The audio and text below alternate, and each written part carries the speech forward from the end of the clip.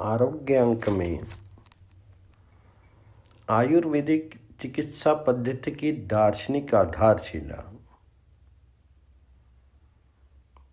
पहला है आयुर्वेद। श्रीमद् भागवत के तृतीय स्कंद के अनुसार श्रीमन नारायण पर ब्रह्म स्वरूप हैं।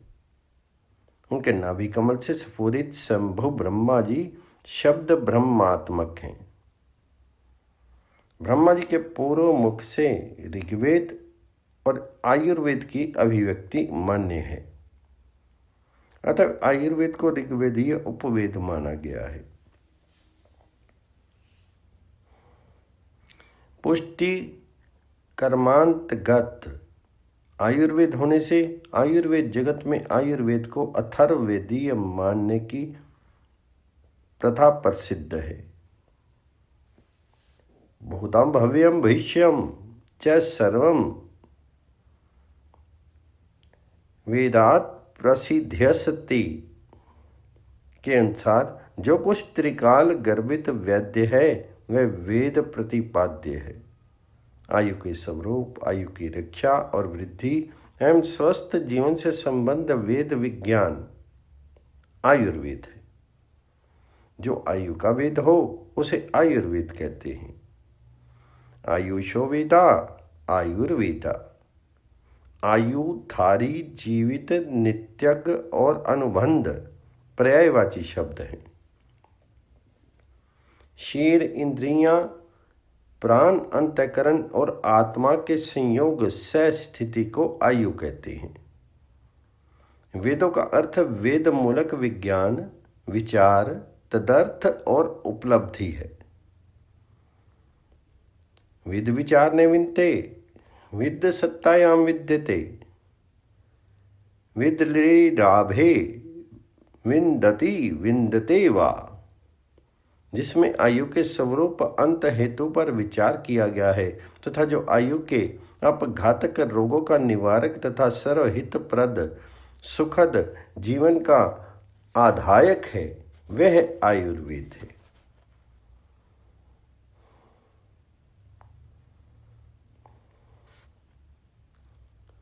हित अहितम सुखम दुखम आयुस्तस्य हित अहितम मानम च तच् यत् उक्त आयुर्वेद स उच्यते। योगी आयु और भोग पर संयम के द्वारा अधिकार प्राप्त कर सकते हैं। दूसरा है आयु प्रभेद। दर्शन शास्त्रों में आयु के स्वरूप भूत और कर्म फल भूत दो प्रकार हैं। सच्चिदानंद स्वरूप आत्मा आत्म स्वरूप मृत्युंजय स्वभाव होने से अक्षय आयु है। योग दर्शन के अनुसार जाति, आयु और भोग ये प्रारब्ध के तीन फल हैं। जाति का अर्थ मनुष्य आदि शीर उपलब्धि रूप जन्म है। आयु का अर्थ श्वास प्रवास की शीर में स्थिति और अवधि है। भोग का अर्थ भोग्य सामग्री की सम उपलब्धि और सुख दुख अनुभूति है। इस प्रकार द्वितीय प्रभेद के अनुसार जन्मोत्तर जीवन और नाश आयु शब्द का अर्थ है।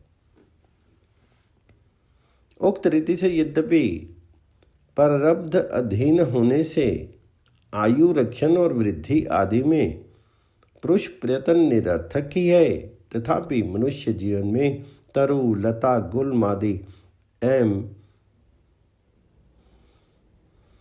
पशु आदि तुल्य प्रारब्ध की दासता चरितार्थ न होने से आयु रक्षण और वृद्धि आदि में पुरुष प्रयत्न सार्थक ही है। तीसरा है युग अनुरूप आयु का निर्धारण। महर्षि चरक के अनुसार जिस युग में मनुष्य की जो आयु निश्चित की गई है उसे युग के प्रारंभ की आयु समझनी चाहिए।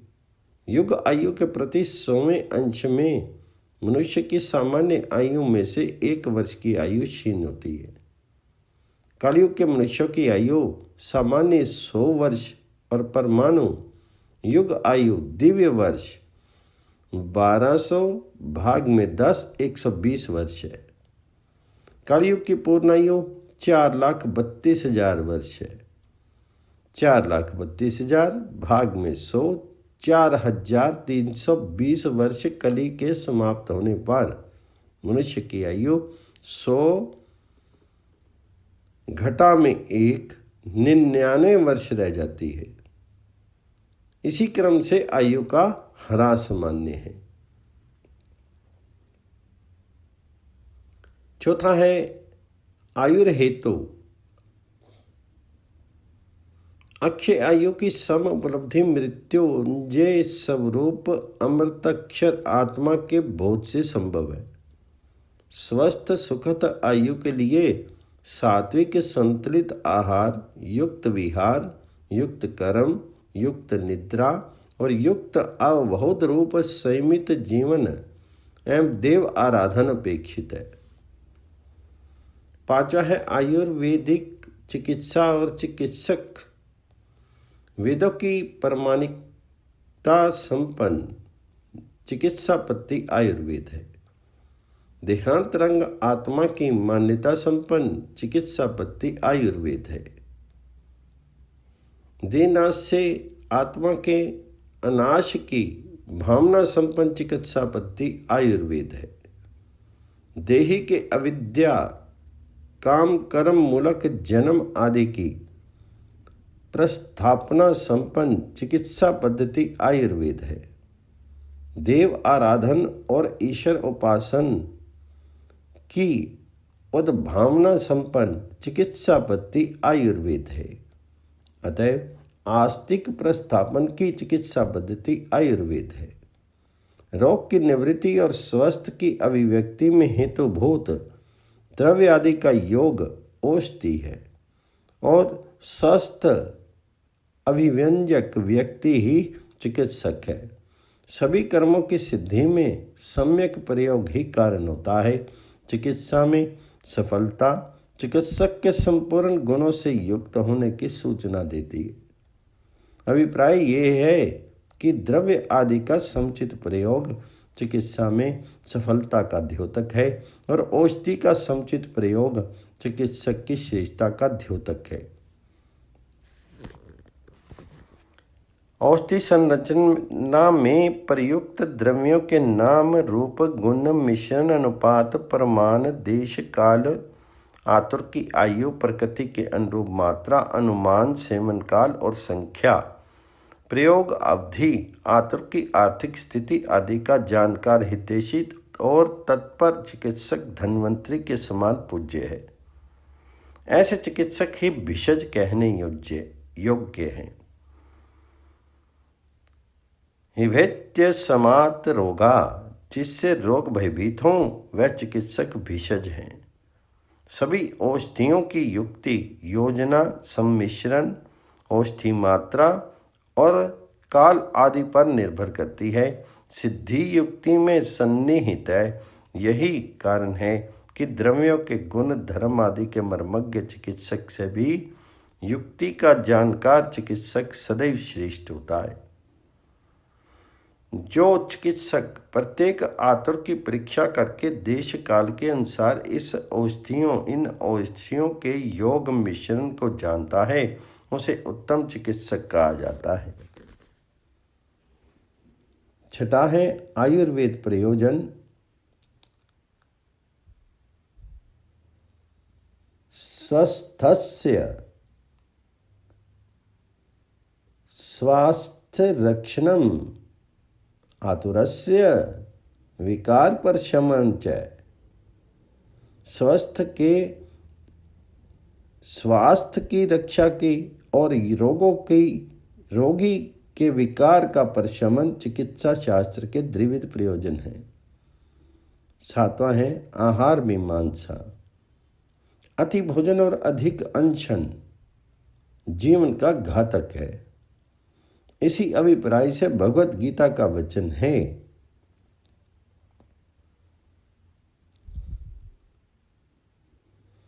भोज्य भक्ष्य, चर्व्य, लेह्य, अचोष्य और पेय षड्विध आहार हैं। चर्व्य का भक्ष्य में अंतर्भाव कर लेने पर पंचविध आहार होते हैं। पेय का भोज्य में अंतर्भाव कर लेने पर चतुर्विध आहार होते हैं। भात, दाल आदि भोज्य हैं। लड्डू, पूरी, रोटी आदि भक्ष्य हैं। चूड़ा, चना आदि चर्व्य हैं। चटनी आदि लेय हैं। आम, लीख आदि चोष्य हैं। शरबत, शिकंजी, दूध आदि पेय हैं। इन सब का सम्मिलित नाम आहार है। उक्त चतुर्विध, पंचविध और षड्विध आहार में पार्थिव, जलीय और तेजस अंश का समावेश है। पार्थिव भोजन भूख निवारक और बलदायक होता है।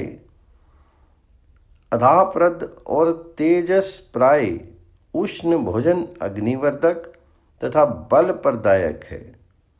अग्नि मांद्य में अविनियुक्त जलीय भोजन और जल का सेवन तृप्तिकारक एवं प्राण पोषक है। भूख निवृत्ति, पुष्टि और तुष्टि भोजन के ये तीन प्रयोजन हैं।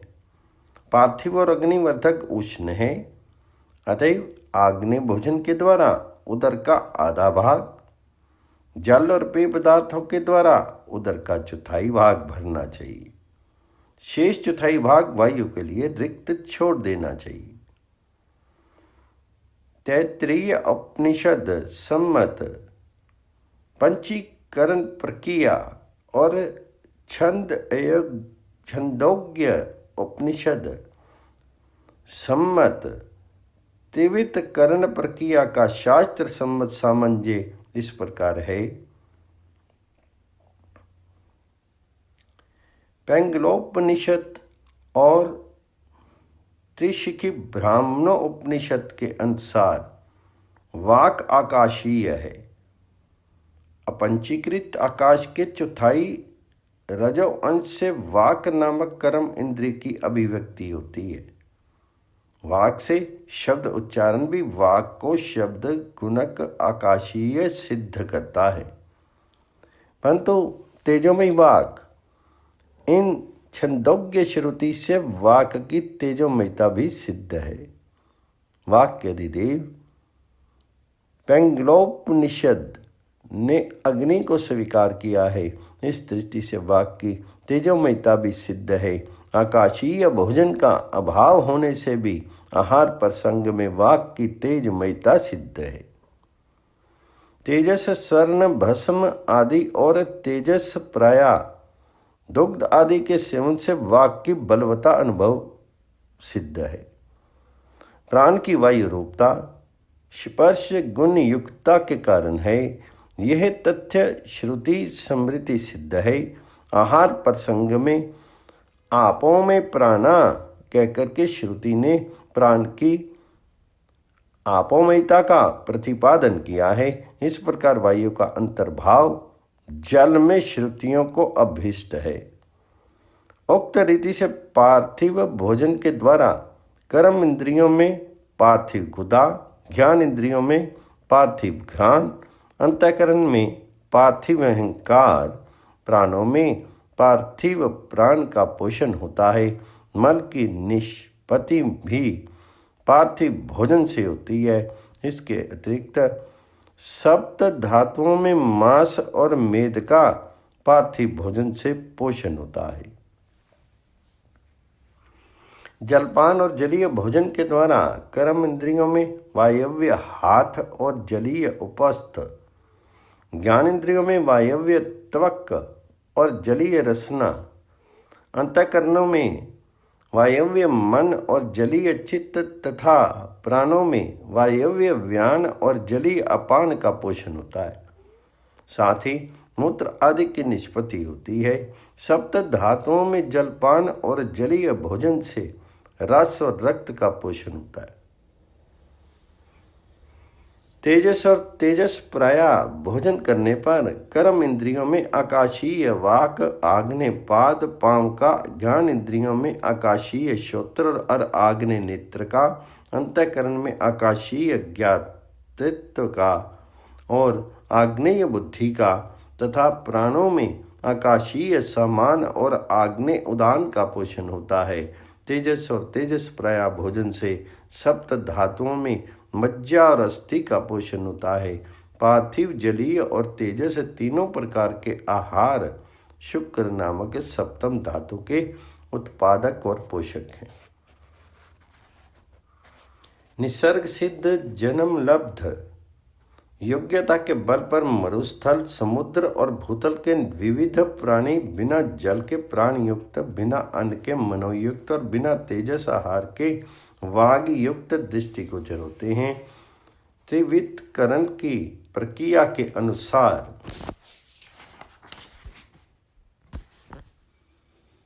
एक के सेवन से शेष की पूर्ति निसर्ग सिद्ध योग्यता के बल पर सिद्ध है। जिस पदार्थ के सेवन से स्वास्थ्य की अनुवृत्ति हो, अर्थात स्वस्थ बना रहे, और जो आहार विहार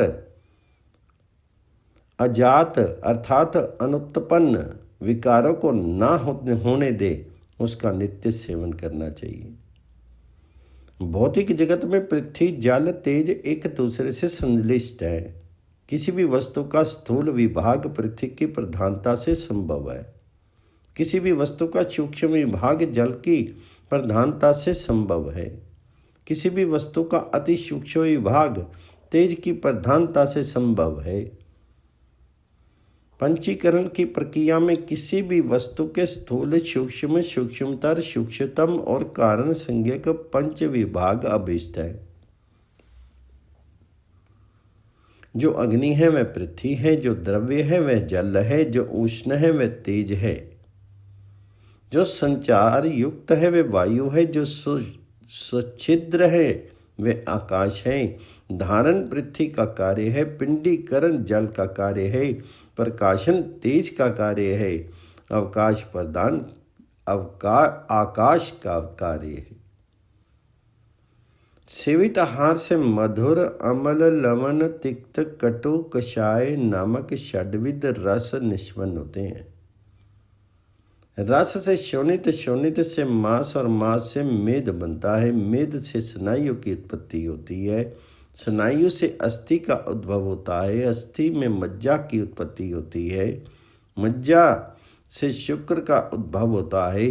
स्त्री निष्ठ द्वितीय धातु शोणित और पुरुष निष्ठ सप्तम धातु शुक्र के साचर्य से संतान उत्पत्ति संभव है।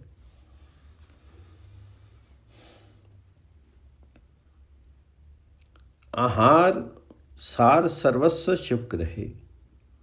अपने उस शुक्र की रक्षा करनी चाहिए। कारण ये है कि शुक्र क्षय से विविध रोगों की अथवा मरण की भी संप्राप्ति संभव है। 8वां है चिकित्सा और चिकित्सक कर्म। शरीर में विषम इन सप्त धातुओं की समता संपादक विविध क्रिया चिकित्सा है।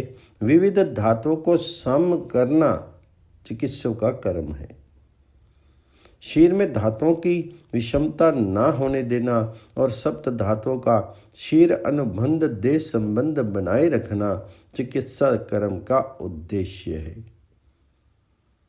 धातु वैषम्य के कारणों को रोकना और धातु साम्य संपादक पदार्थों का सेवन करना स्वास्थ्य के लिए आवश्यक है।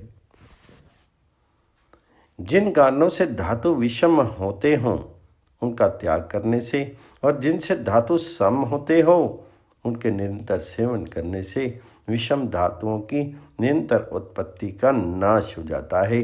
फलतः शरीर में सभी धातुएं संतुलित मात्रा रूप सम अवस्था में विद्यमान होती हैं। देश विरुद्ध, काल विरुद्ध, अग्नि विरुद्ध, मात्रा विरुद्ध,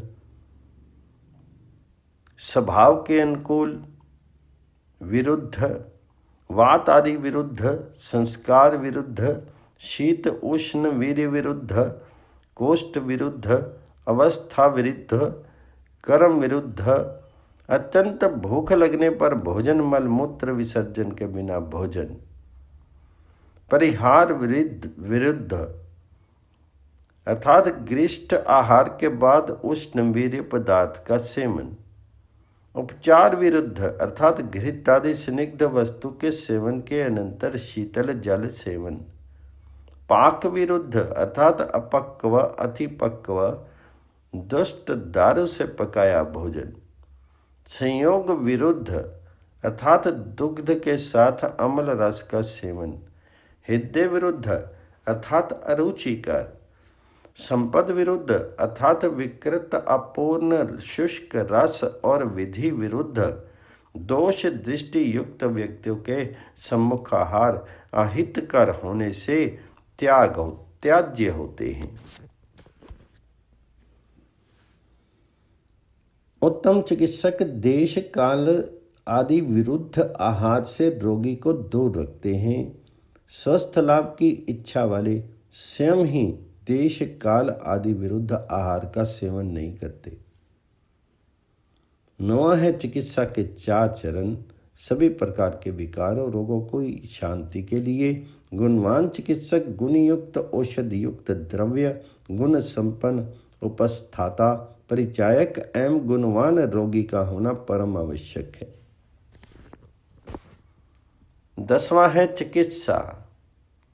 धातुओं के विकृत अर्थात व्यक्ति के रोगी हो जाने पर प्रशस्त वैद्य गुणवान वैद्य आदि चारों पादों वैद्य द्रव्य परिचारक और रोगी की धातुओं को समान करने के लिए जो क्रिया की जाती है उसे चिकित्सा कहते हैं।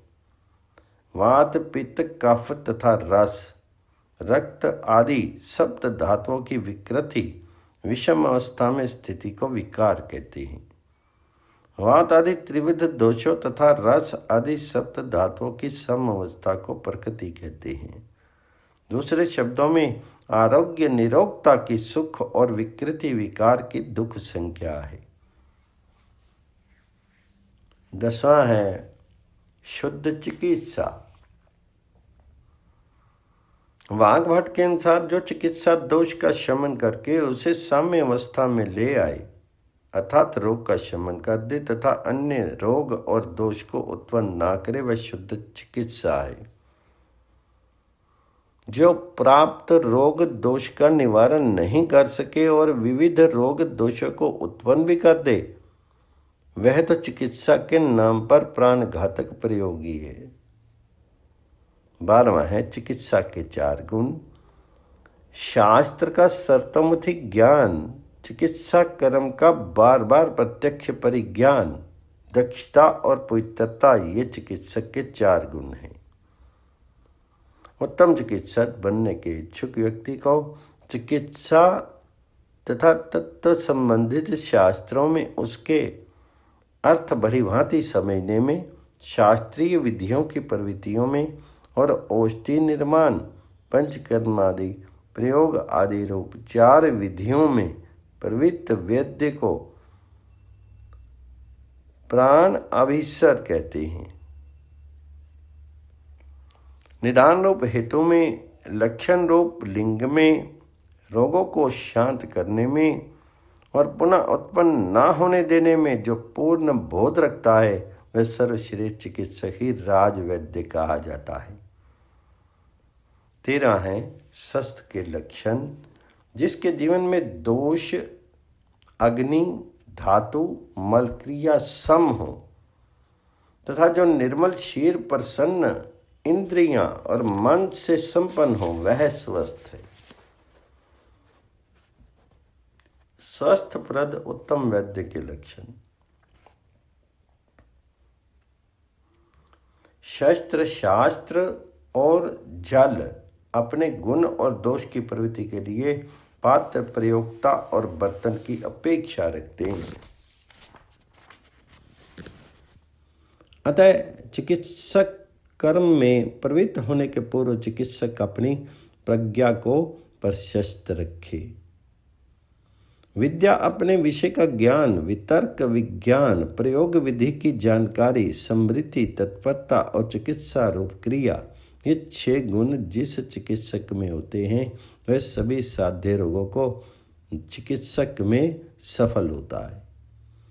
विद्यामति कर्म दृष्टि अभ्यास सिद्धि और विशेषज्ञ का सम आश्रय इन 6 गुणों में से प्रत्येक गुण मनुष्य को योग्य वैद्य बनाने के लिए पर्याप्त है, यानी समर्थ है। जिसमें उक्त विद्या आदि सभी शुभ गुण होते हैं, वह वैद्य शब्द की योग्यता का निर्वाह करता हुआ प्राणी मात्र को सुख देने वाला होता है। वस्तु मात्र को प्रकाशित करने के लिए शास्त्र ज्योति स्वरूप है और अपनी शुद्ध बुद्धि दृष्टि नित्य रूप है। शास्त्र और बुद्धि से संपन्न वैद्य चिकित्सा करता हुआ अपराध भूल नहीं कर सकता है। मैत्री रोगी के प्रति कारुण्य साध्य और संयमी रोगी में प्रीति साध्य और असंयमी रोगी की उपेक्षा, ये चतुर्विध वैद्य वृत्तियाँ हैं। उत्तम चिकित्सक प्रज्ञा और प्राण शक्ति से संपन्न होते हैं और प्राण शक्ति और प्रज्ञा के विशेषज्ञ होते हैं। यही कारण है कि चिकित्सक को वैद्य, कविराज और प्राण आचार्य कहा जाता है।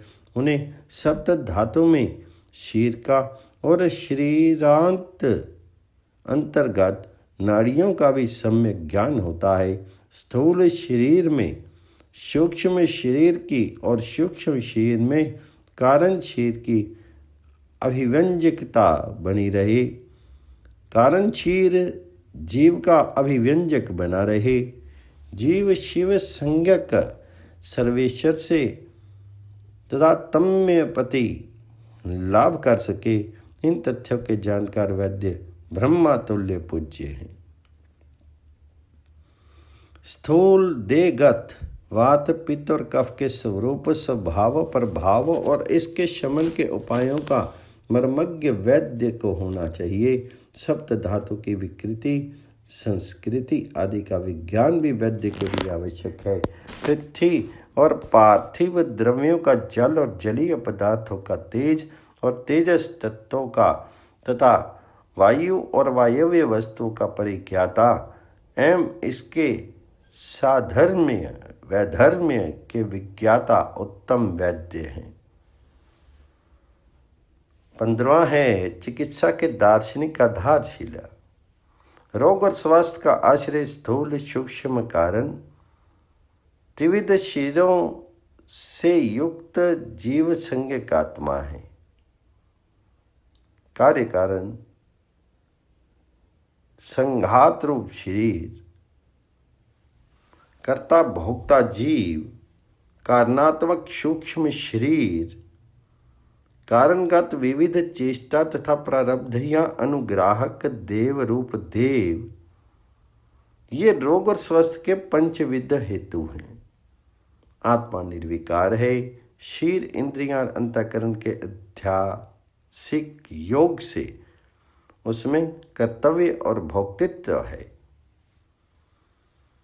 वात पित्त कफजन्य शीर रोगों की प्राप्ति होती है। रजोगुण और तमोगुण के कारण काम क्रोध और लोभ आदि संज्ञक मानस रोग की प्राप्ति होती। वायु स्वयं देव है तथा वायु के देव सूर्य हैं। पित्त के देव अग्नि हैं। कफ के देव सोम हैं।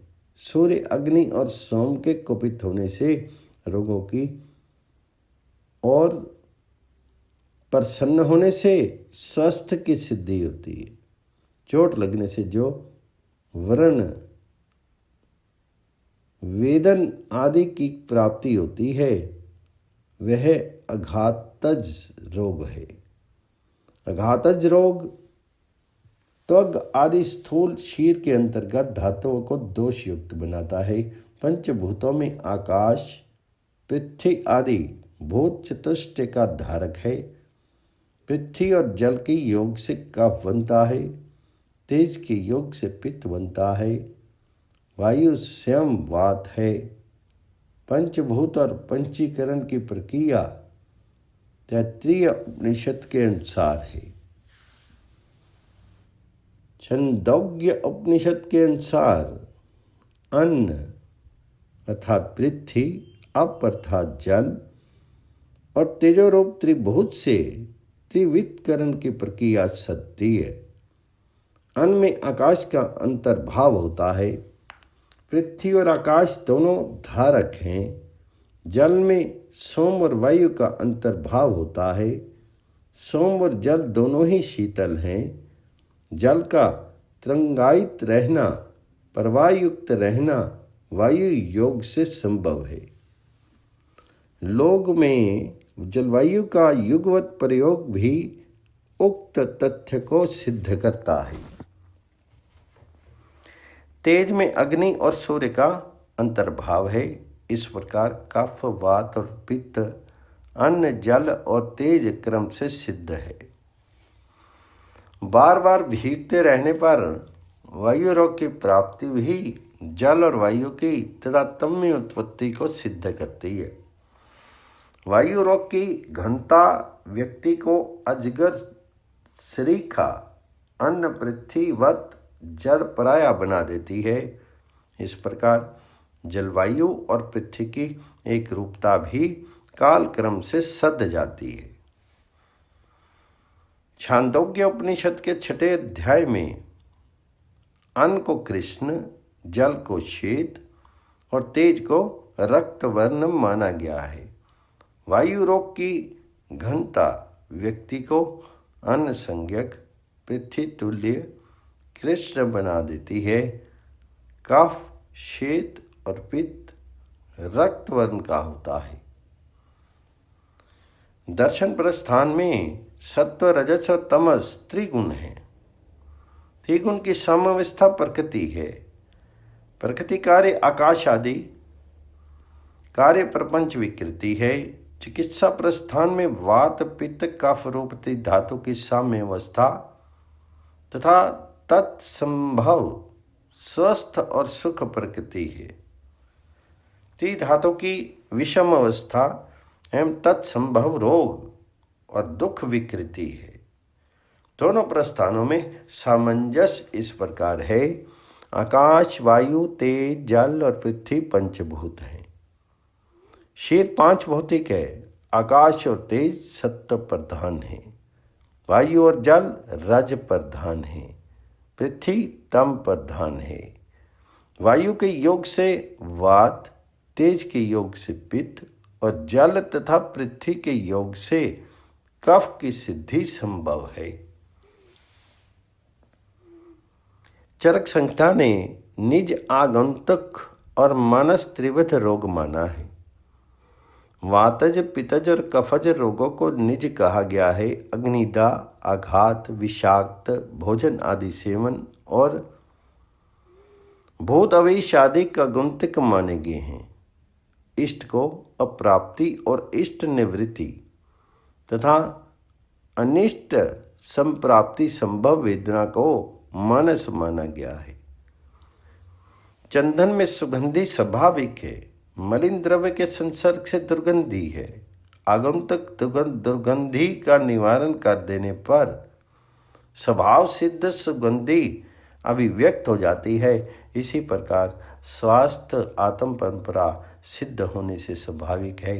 रोग अविद्या काम कर्म परंपरा सिद्ध होने से आगंतुक है। आगंतुक रोग की निवृत्ति से स्वतः सिद्ध स्वास्थ्य की अभिव्यक्ति संभव है। वेदांत प्रस्थान में स्थूल, सूक्ष्म शरीर और संसार की 5 भौतिकता सिद्ध है। आकाश, वायु, तेज, बल और पृथ्वी के क्रमशः शब्द, स्पर्श, रूप, रस और गंध ये गुण हैं। मन से संकल्प, बुद्धि से निश्चय, चित्त से स्मरण, अहम से गर्व और अंतःकरण से कर्तव्य निष्पन्न होता है। उत्तम चिकित्सक उपयुक्त पृथ्वी, जल, तेज, वायु और आकाश, उपयुक्त गंध, रस, रूप, स्पर्श और शब्द तथा उपयुक्त संकल्प, निश्चय, स्मरण, गर्व और ज्ञातव्य से विविध रोगों का निवारण कर सकते हैं। प्राणी मात्र पर दया करना ही सर्वोत्तम धर्म है। ऐसा सोच करके जो वैद्य चिकित्सा क्षेत्र में प्रवृत्त होता है वही सिद्धार्थ है। वही वास्तविक सुख और यश को प्राप्त करता है।